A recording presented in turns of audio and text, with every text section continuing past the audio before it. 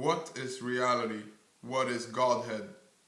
Vast emptiness and no distinction whatever, neither Father nor Son nor Holy Ghost.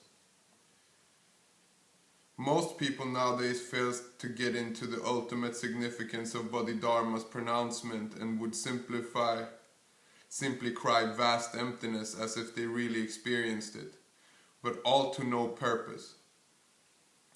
When a man truly understands Bodhidharma, he for the first time finds himself at home quietly sitting by the fireplace. As long as the mind tarries on the plane of relativity, it forever remains in the dark. We are left alone for ages to come, vainly thinking of the irrevocable past. But stop, let us not think of the past. Relativity is possible somewhere between two or more things, for this is the way that makes one get related to another. Without the concept of time, there cannot be a movement of any sort. Therefore, Buddhist philosophy states that all these concepts, movement and relativity, must have their field of operation, and that this field is designated by Buddhist philosophers as emptiness. For they include autonomy, ga atman, as one of its qualities, and autonomy is free will, something dynamic. Nirvana is another name for the emptiness. The Buddhist sunyata does not mean absence. Emptiness is not on the plane of relativity. It is absolute emptiness, transcending all forms of mutual relationships, of subject and object, birth and death, God and the world, something and nothing, yes and no, affirmation and negation. In Buddhist emptiness there is no time, no space, no becoming, no thingness. It is what makes all these things possible. It is a zero full of infinite possibilities. It is a void of inexhaustible contents. When you ask, I do not know, but when you do not, I know. To say empty is already denying itself, but you cannot remain silent. How to communicate the silence without going off it is the crux. How to communicate the silence without going out of it is the crux. It is for this reason that Zen avoids as much as possible resorting to linguistic and strives to make us go underneath words as if it were to dig out what is there.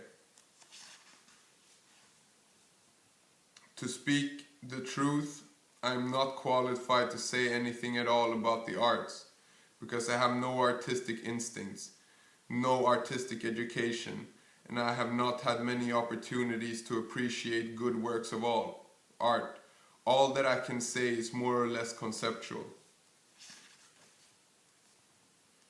This means that coloring is a living thing with the artist. When he sees red, it works out its own world. The artist bestows a heart on the color. The red does not stop just at being one of the 7 colors as decomposed through the prism. As a living thing, it calls out all other colors and combines them in accordance with its inner promptings. Red with the artist is not a mere physical or psychological event. It is endowed with spirit.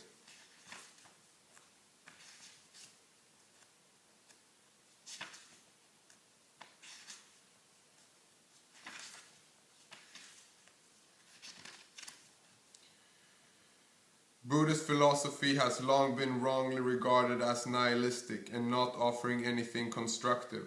But those who really try to understand it and are not superficially led to misconstrue such terms as demolition, annihilation, extinction, breaking up, cessation, quiescence, or without thirst, cutting off lust and hatred, will readily see that Buddha never taught a religion of eternal death.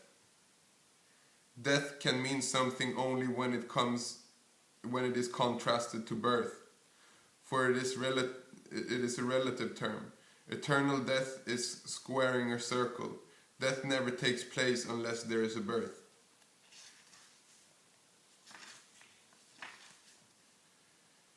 Language itself is not to be blamed for it. It is we ourselves who, ignorant of its proper function, try to apply it to that for which it is never intended. It was never intended. Zen does not object to language just for the sake of opposition. It simply realizes that there is a field in which our words fail to communicate events taking place there. Face them without hesitation, with no prepared answers concocted beforehand. He had nothing premeditated or deliberately schematized in his concept-filled mind. Because Zen's first concern is about its experience and not its modes of expression. Those who have genuine Zen experience will all at once recognize, in spite of superficial discrepancies, what is true and what is not. Eckhart and all other thinkers and non-thinkers may try all their arts to convince us of the truth, but as long as we are on this side of the stream, we cannot be expected to understand it. What can I do about it if anyone does not understand that? Or, if these words are misconstrued, what can one who puts their right construction on them do about it?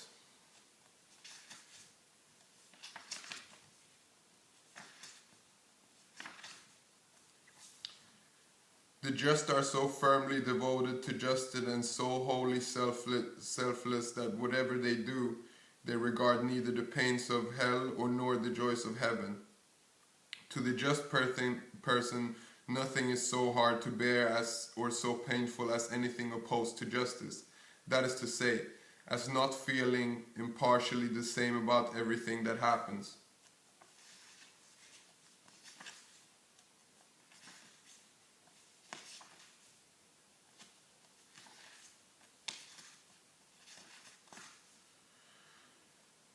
Some may say that if the little point exists only to make us realize that we are after all creatures, what is the use of looking into the eternity of the divine essence? We all know that we are creatures even before we come to the little point. This is however no more than mere arguing for the sake of arguing. We must remember that this seeing the little point makes the greatest possible difference in the world.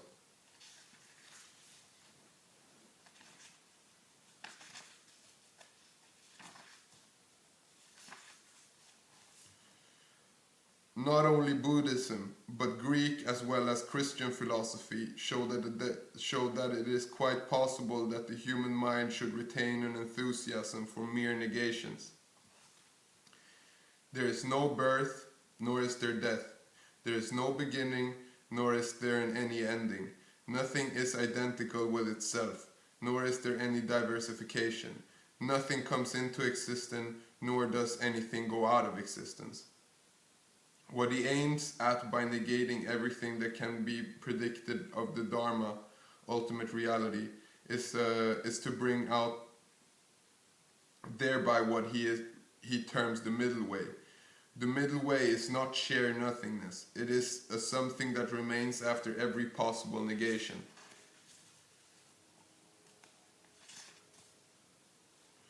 It is ordinarily difficult for us humans to see a world in a grain of sand and a heaven in a wildflower. To our senses, a grain of sand is not the whole world, nor is the wildflower in a corner of the field a heaven. We live in a world of discrimination, and our enthusiasm rises from the consideration of particulars. When closely inspected, one notices an asuna in bloom under the hedge. I offer them as they are. But this very fact of the haikus being so extremely epigrammic and sparing of words gives every syllable used an intensity of unexpressed inner feeling of the poet, though much is also left to the reader to discover what is hidden between the syllables. The poet alludes to a few significant points of reference in his 17-syllable lines, leaving the inner connection between those points to be filled by the sympathetically or rather empathetically vibrating imagination of the reader.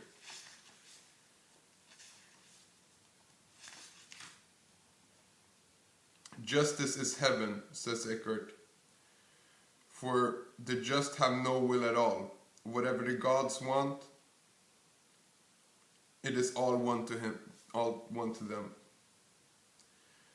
To be just means to be sonomama, to follow the path of everyday consciousness, to eat when hungry and to rest when tired. All these Zen mondo may sound nonsensical, and the reader may come to the conclusion that when the subject is living in the light of eternity, they are altogether irrelevant and have no place in a volume like this. It is quite a natural criticism from the point of view of an ordinary man of the world.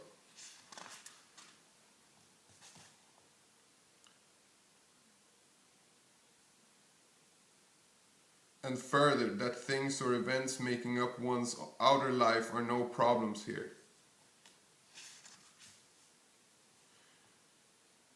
In Buddhism, as it is properly understood, what regulates transmigration is ethical retribution. For those who behave properly go to heaven or to heavens, as there are many heavens according to Buddhist cosmology. Some may be reborn among their own races. Those, however, who have not conducted themselves according to moral precepts will consign after death to the underground world called Naraka. Others who are rather smart or cunning or somewhat mischievous may be born as rats or monkeys or foxes. Rocks, lower animal. Emma-sama looks at it and knows at once what kind of person each of us was while living in the world. Besides this, he has a book before him in which everything we did is minutely recorded. His mirror of judgment and his records never err in this respect. Poetic coloring. When not only the cat but all the other animals and also plants and rocks are looked upon from this point of view, that is, as possible forms of our reincarnation in the future as well as in the past, would not our interest in all of those objects existing about us take quite a new turn and perhaps become a source of spiritual inspiration in some way? There is a mutual interest between us and them.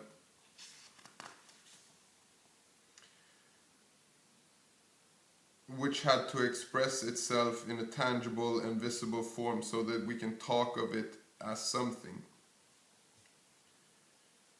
When we can imagine ourselves free from guilt. There are still other questions which must be answered before we can establish transmigration. I do not know whether transmigration can be proved or maintained on a scientific level, but I know that it is an inspiring theory and full of poetic suggestions, and I am satisfied with this interpretation and do not seem to have any desire to go beyond it. To me, the idea of transmigration has a personal appeal, and as to its scientific and philosophical implications, I leave it to the study of the reader.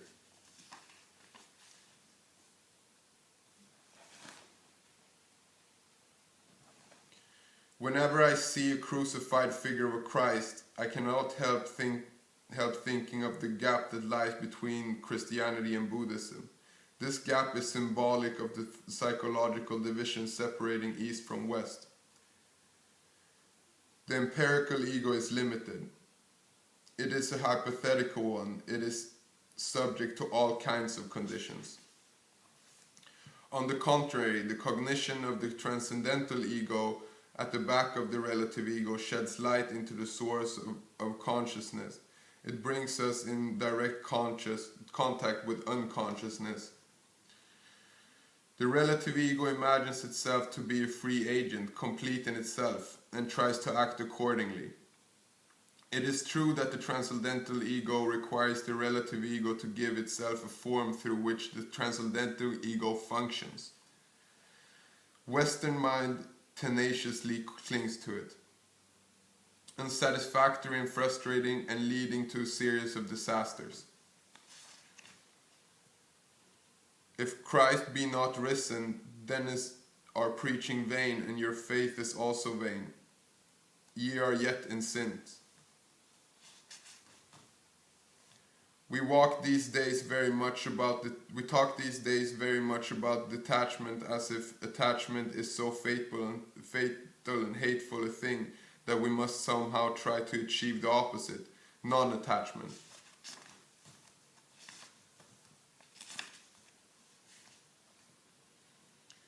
They would not mind if the gourd floats on to hell, though they would not object to floating on to the Pure Land either.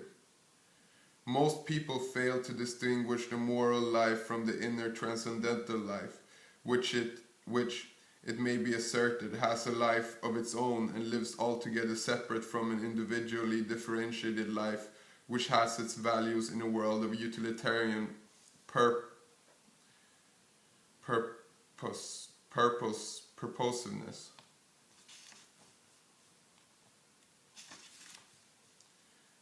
Doing nothing.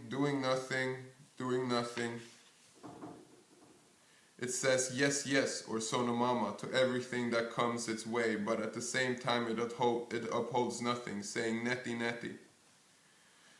To have nothing, how completely satisfying.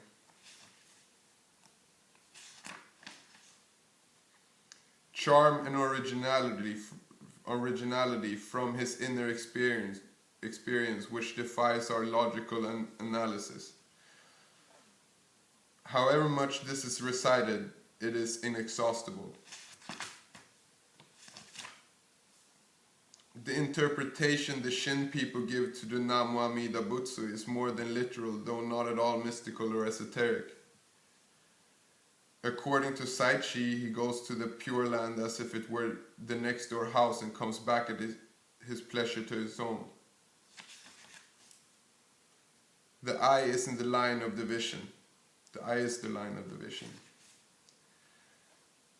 Perfectly indifferent I am. No joy, no gratefulness, yet no grief over the absence of gratefulness. Logical absurdities and semantic impossibilities. Nor do I even recite the Namu Amida Butsu. Namu Amida Butsu.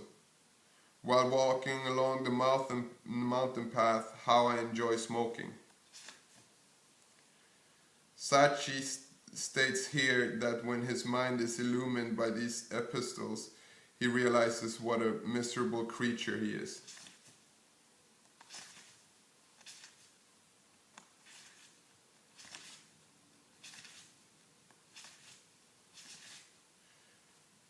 To die, nothing is better than death. One feels so relieved, filled with infinitude of guilt. Words as numberless as atoms. This Saichi's eye is their boundary line. I am poor and immensely happy at that. Just take Namu Amida Butsu as you hear it. The Hokkai is Saichi's own country. Let this world go as it does.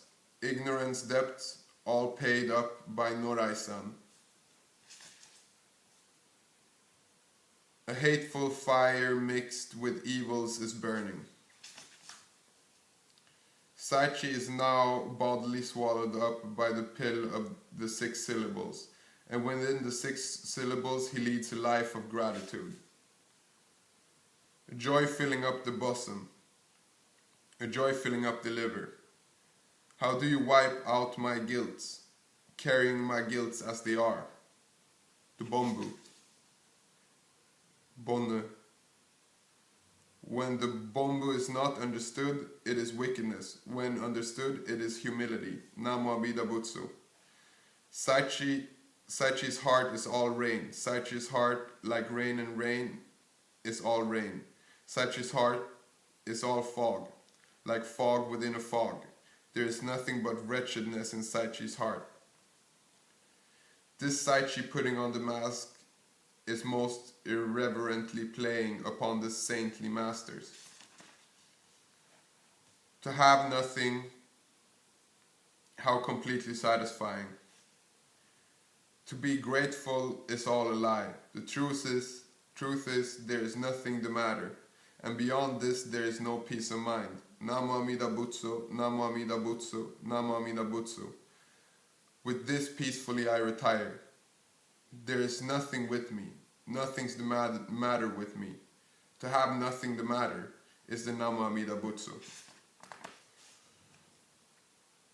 Called by the voice, the mind has been made captive, and Namo Amida Butsu. And there is nothing more that makes one feel at home. And no inquiries are to be made. To be grateful is not anjin. Nothing happening is nothing happening. To be grateful is a fraud. 'Tis true, 'tis true. Doubts have been taken away. I know not how and when. How to be thankful for the favor. I know not. Namo Amida Butsu. Where are Saichi's evil desires gone? They are still here. I hate, I love, I crave. How wretched I am.